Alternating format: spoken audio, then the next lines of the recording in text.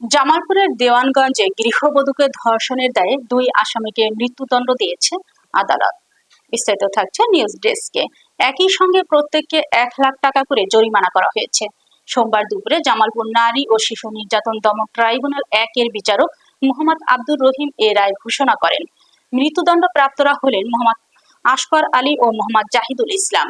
মামলা সূত্রে জানা যায় 2022 সালের 31শে মার্চ রাতে নিমাইমারি এলাকায় এক গৃহবধূর ঘরে ঢুকে আপত্তিকর ছবি দেখিয়ে তাকে জিম্মি করে ধর্ষণ করেন আসামিরা। এ ঘটনায় ভুক্তভোগীর ছেলে সোহাগ বাদী হয়ে মামলা করেন। পরে পিবিআই তদন্ত শেষে আদালতে অভিযোগপত্র দাখিল করে। মামলার চিকিৎসক সহ 6 জনের সাক্ষ্য গ্রহণ শেষে অভিযোগ প্রমাণিত হওয়ায় 2 আসামিকে সর্বোচ্চ সাজা দেন আদালত। রাষ্ট্রপক্ষের আইনজীবী ফজলুল হক জানান, আদালতের দেওয়া জরিমানার অর্থ ভুক্তভোগী ক্ষতিপূরণ হিসেবে পাবেন। রায় ঘোষণার সময় 2 আসামিই আদালতে উপস্থিত ছিলেন।